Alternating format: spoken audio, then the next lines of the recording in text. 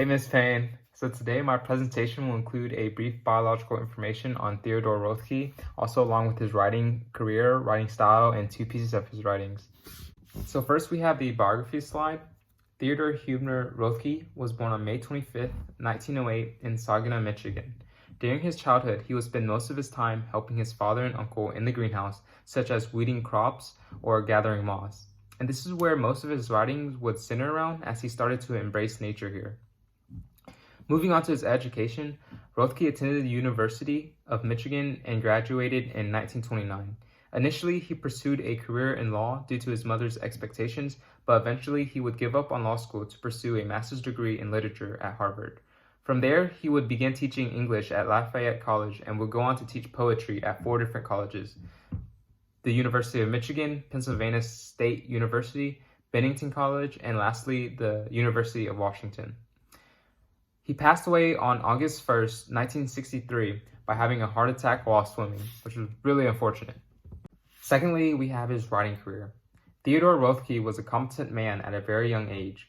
At the age of 13, he wrote a speech for the Junior Red Cross, and the speech would go on to be translated into 26 different languages and distributed around the world. Later in life, he began writing poetry while he was teaching English at the Lafayette College. His first book of poems, Open House, took him 10 years to write and was published in 1941. This book received positive reviews from the New York, the Saturday Review, and famous American poet W.H. Auden. His second collection, The Lost Son, started to make him be recognized as an American poet. In this collection, he explored his childhood spent in the greenhouse and his feelings towards his father. Then in 1954, he received the Pulitzer Prize for his book, The Waking. And lastly, his notable collection, Words for the Wind, would diverge from his usual gloomy, depressing style of writing and would introduce his love poems. Words for the Wind gained recognition throughout the world as it would be awarded the National Book Award and the Bollington Prize.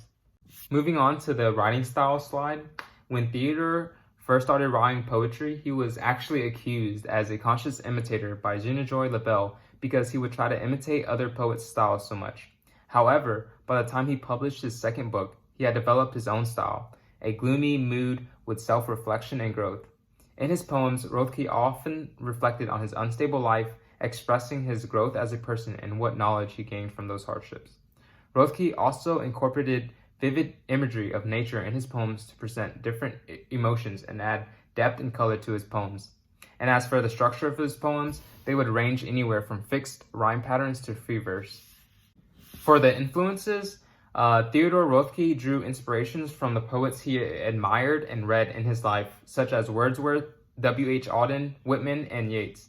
Along with poets, Roethke used his childhood and life memories to influence his poems. Also, the notebook he kept throughout his life served as a foundation for his poems and developed his style of self-reflection and deep thought. In addition, his many hours of solitude in the family greenhouse allowed him to observe and become deeply rooted with nature. Later in life, he influenced a future generation of poets, including Richard Hugo, James Wright, Carlin Kaiser, and Jack Gilbert. So the last two pieces of the slides are dedicated to his poem, In a Dark Time, and My Papa Watts. So to begin with, Theodore Roethke prevailed a new poetic voice that conveys the intensity and complexity of his emotional, psychological, and spiritual struggles. For example, his famous poem, In a Dark Time, reflects an eternal conflict between himself and depression as he uses many metaphors for personal tragedy and emptiness. Roethke begins the poem with, In a dark time, the eye begins to see, which might infer that in order to achieve clarity, one must be at the bottom of an abyss or in an extreme state of depression or sadness, just like how Theodore was. And then moving on to the next two lines of the first stanza, the poet has glimpses of his personality, but he finds only fragments and pieces, meeting not himself but his shadow, hearing not his voice but his echo. And then in the second stanza, the poet identifies his problem as a mental illness, but implies that it's not him but the circumstance. Circumstance meaning his environment. As he says, what madness but nobility of soul, at odds with circumstance. And then moving on to the third stanza, while there is chaos described in the third stanza, in which daytime is suddenly replaced by midnight, ordinary objects blaze as if lit from within, and images are thrown upon at another at such a dizzying pace that the experience is described as a steady storm of correspondences. Nevertheless, the confusion is necessary because the old personality must be destroyed before a new one can be born, when Theodore says, death of the self in a long, tailless night. So I feel like his old personality was Theodore being in an extreme state of depression, and then he fought against the struggles, and he was born with his new personality, allowing him to express his emotions through his poems. So, although the paradoxes, dark my light, and the unanswered questions, which I is I, continue in the final stanza, there's apparently an unexpected resolution of the conflict as the poet touches the bottom and then begins to rise. As he says, a fallen man, I climb out of my fear. And then at last, there comes union with God, and the poet feels a part of everything when he says, one is one, but there is no safe heaven, as he has to face the world when he says, free in the tearing wind. So my perspective is that the poem talks about how the natural world is no longer an understandable place when he says the moon is ragged and midnight descends during the day. The creature with which the poet finally chooses to identify, which is his soul, is not only despised but wretched, heat-maddened summerfly, which, buzzing at the sill, can still see the world that it wants to enter but is unable to do so. So one of the points made by the poem is that the world is not understandable, not only by logical means, but also by any kind of ordinary human perception or judgment. Perhaps the path of insanity or psychic disintegration, feared and shunned by most people with good reason, can, instead of leading destruction, provide a gateway to a new kind of reality.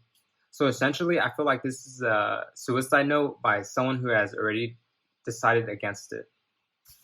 Moving on to My Papa Watts, because of his father's death early in his life, Theodore Roethke did not get to make many fond memories with his father.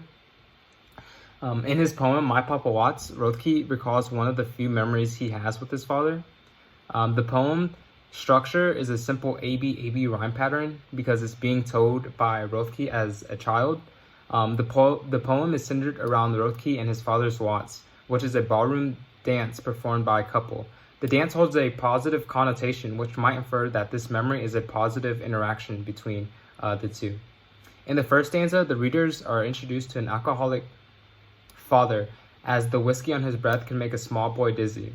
Like Scott said, violence usually precedes alcohol, so the third line in the first stanza, but I hung on like death, might infer that even though he might be an abusive alcoholic father figure, Roethke is still ignorant to this side of his father and still cherishes him. Moving on to the second stanza, the readers are introduced to the role of woman through the lines, my mother's countenance could not have frowned itself. His mother is unhappy with the Watts because it seems that the dance is taking into a violent turn, but although she is unhappy with it, she is unable to do anything because of her position. As the dance continues, the child describes his father's hand as battered on one knuckle. So I did a little research and figured out that Roethke's father was a German immigrant, so in order to provide for his family, he worked consistent hours of manual labor. Therefore, he might have not had a lot of time to spend with his family, so maybe that's why Roethke is like so clingy to him. Perhaps this is the reason why when the Watts is over, he is still clinging on to your shirt, which is his father's shirts, right? Decades after his father's death, Roethke continues to hang on to the memories he has with his father because he knows he cannot make any more of them.